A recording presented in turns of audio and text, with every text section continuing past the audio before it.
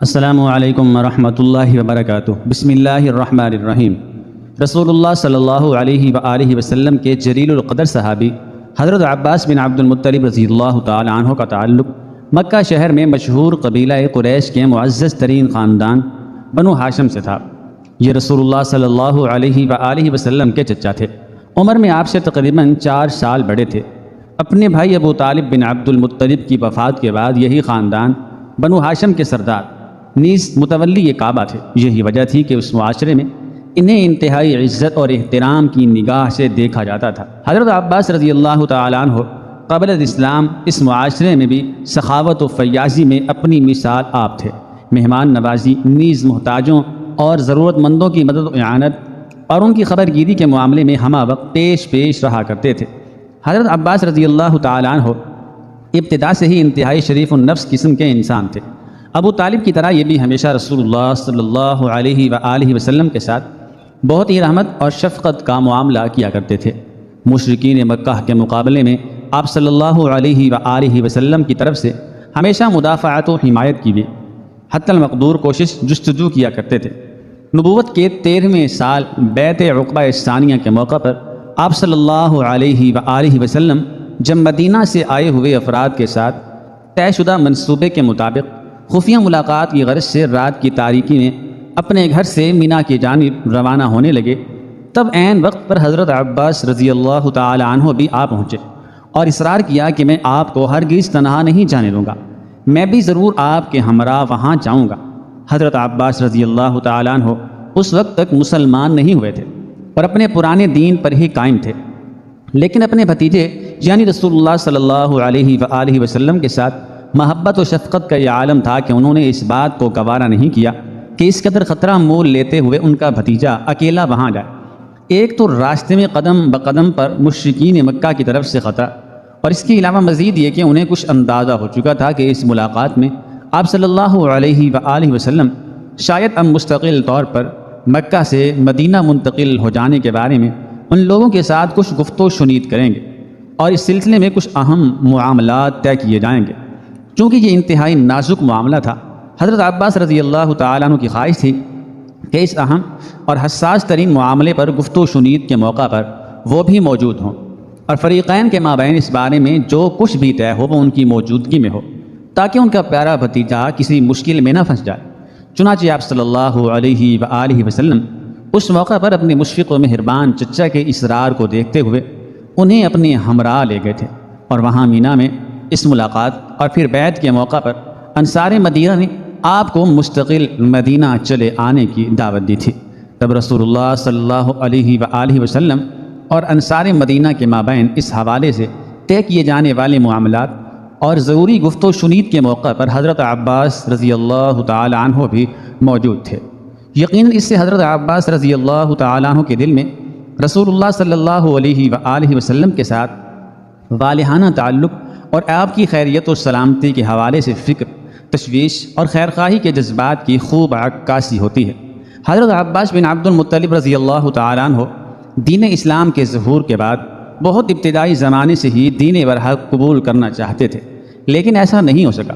البتہ اس کے باوجود وہ ہمیشہ مسلمانوں کے ساتھ ہمدردی کا اظہار کرتے رہے۔ مسلمانوں کی حفاظت و سلامتی سے متعلق جو کچھ بھی ان سے بن پڑا، ہمیشہ ہی اس سلسلے میں حتی المقدور کوشش و جستجو میں مشغول رہے۔ نبوت کے 13ویں سال جب ہجرت مدینہ کا حکم نازل ہوا تو رسول اللہ صلی اللہ علیہ وآلہ وسلم اور دیگر تمام مسلمان اپنے آبائی شہر مکہ کو خیر باد کہتے ہوئے مدینہ چلے آئے تھے،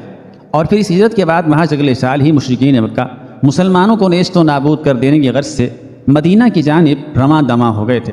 اور پھر مدینہ شہر سے تقریباً 160 کلومیٹر کے فاصلے پر بدر کے مقام پر مسلمانوں اور مشرکین مکہ کے مابین اولین معرکہ پیش آیا تھا۔ اس موقع پر حضرت عباس رضی اللہ تعالیٰ عنہ مشرکین مکہ کے ہمراہ بادل نخواستہ اور مجبوراً چلے آئے تھے، جبکہ ان کی دلی ہمدردیاں مسلمانوں کے ساتھ تھیں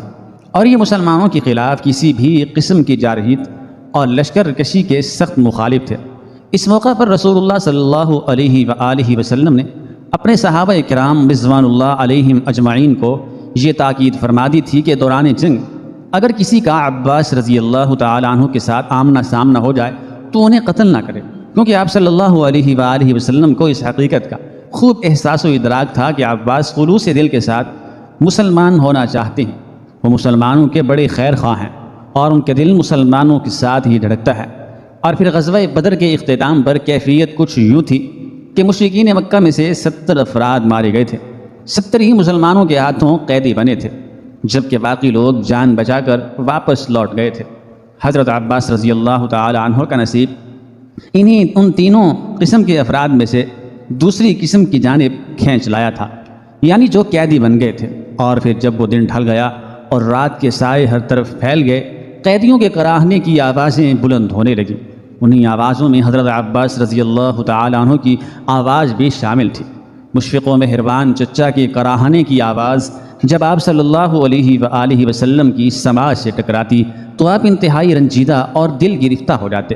صحابہ کرام رضوان اللہ علیہم اجمعین نے جب آپ کی یہ اداسی اور بے چینی دیکھی تو اس چیز کی وجہ دریافت کی۔ جب آپ صلی اللہ علیہ وآلہ وسلم نے فرمایا کہ میں اپنے چچا عباس کی آواز کی وجہ سے پریشان ہوں، اور پھر کچھ دیر بعد حضرت عباس رضی اللہ تعالیٰ عنہ کی آواز آنا بند ہو گئی، جس پر آپ صلی اللہ علیہ وآلہ وسلم نے اپنے صحابہ کرام کو مخاطب کرتے ہوئے استفسار فرمایا کہ کیا بات ہو گئی، کیا مجھے عباس رضی اللہ تعالیٰ عنہ کے کراہنے کی آواز سنائی نہیں دے رہی؟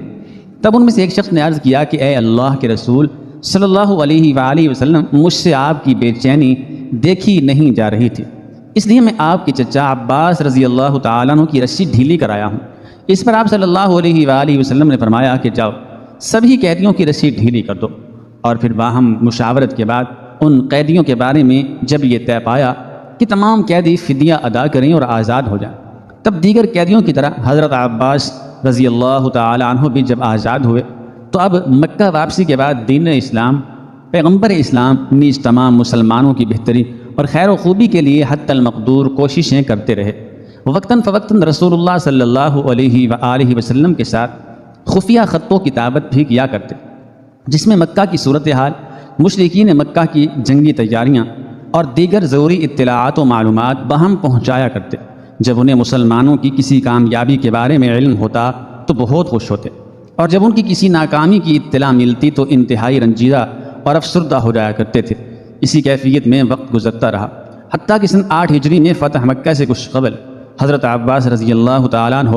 ہجرت مدینہ کی غرض سے مکہ شہر سے نکلے اور مدینہ کی جانب روانہ ہو گئے، لیکن راستے میں مکہ شہر سے کچھ فاصلے پر ہی ان کی ملاقات رسول اللہ صلی اللہ علیہ وآلہ وسلم سے ہو گئی، جو اس موقع پر اپنے 10,000 جانثاروں کی قیادت کرتے ہوئے مدینہ سے مکہ کی جانب پیش قدمی فرما رہے تھے۔ اور تب اس ملاقات کے موقع پر انہوں نے باقاعدہ طور پر اپنے قبول اسلام کا اعلان کیا اور آپ کے لشکر میں شامل ہو کر اب واپس مکہ کی طرف گامزن ہو گئے۔ بعض مورخین کے بقول حضرت عباس رضی اللہ تعالیٰ عنہ بہت پہلے ہی دین اسلام دل سے قبول کر چکے تھے، تاہم اس چیز کو وہ چھپاتے تھے۔ البتہ اب فتح مکہ کے موقع پر جب مسلمانوں کو غلبہ نصیب ہوا تو انہوں نے اپنے قبول اسلام کا کھل کر اعلان کر دیا۔ فتح مکہ کے بعد تاریخی غزوہ حنین پیش آیا۔ مکہ سے تقریباً 80 کلومیٹر کے فاصلے پر واقع طائف شہر میں حوازن اور ثقیف نامی 2 بڑے قبائل آباد تھے۔ انہیں جب مسلمانوں کے ہاتھوں فتح مکہ کی خبر موصول ہوئی تو یہ اندیشہ ہونے لگا کہ کہیں مسلمان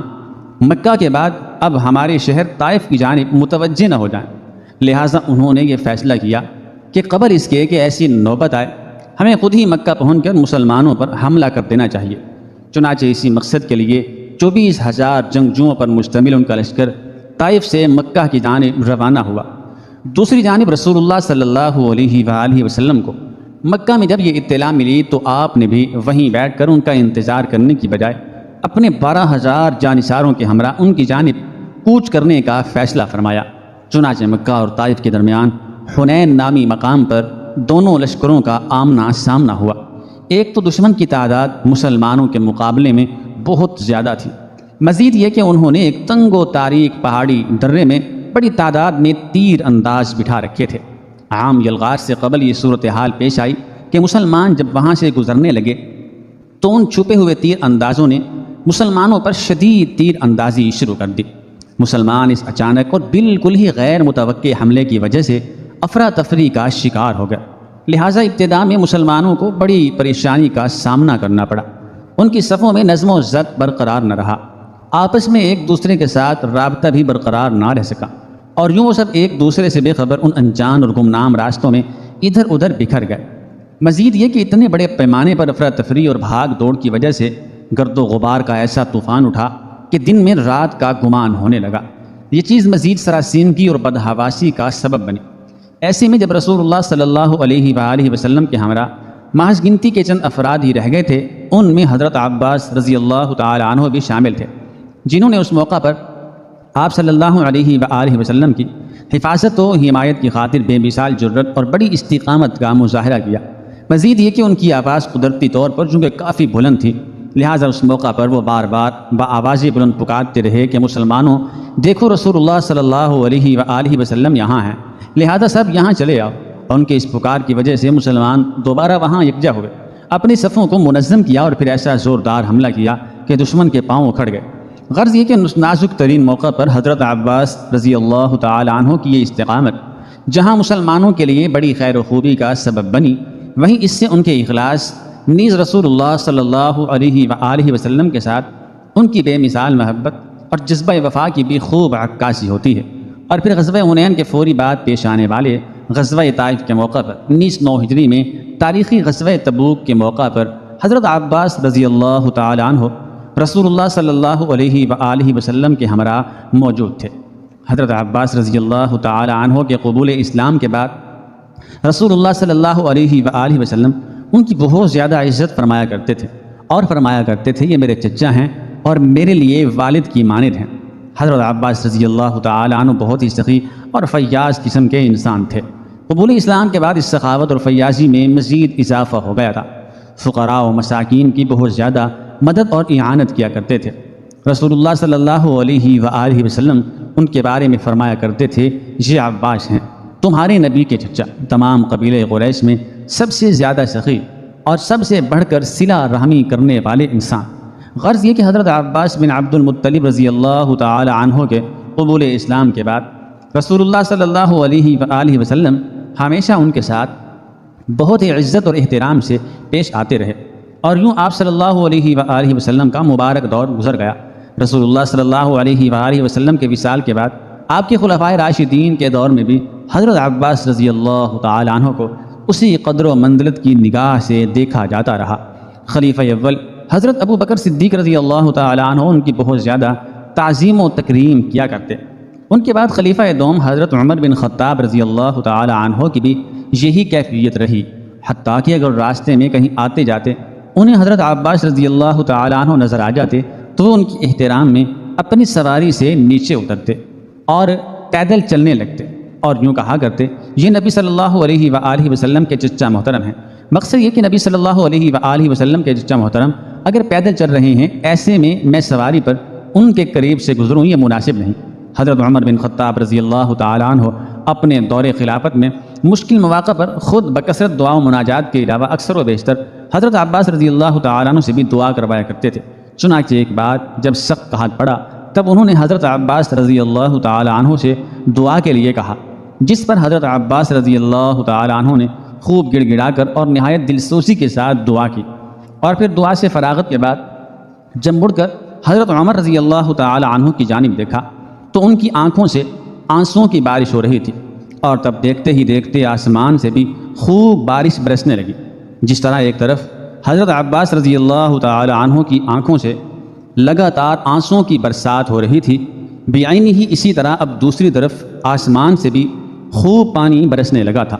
حالانکہ اس سے قبل وہاں مطلع بالکل صاف تھا، بارش کے قطعاً کوئی آثار نہیں تھے، بادلوں کا کوئی نام و نشان تک نہیں تھا۔ اسی کیفیت میں مدینہ میں وقت گزرتا رہا،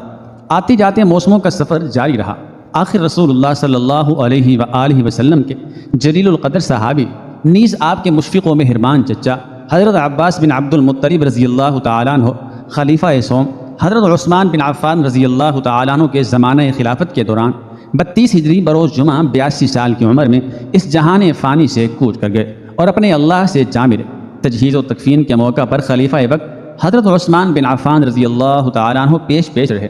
نماز جنازہ بھی انہوں نے ہی پڑھائی، اور پھر انہیں مدینہ منورہ کے قبرستان بقیع میں سپرد خاک کر دیا گیا۔ اللہ تعالی جنت الفردوس میں ان کے درجات بلند فرمائے، آمین ثم آمین۔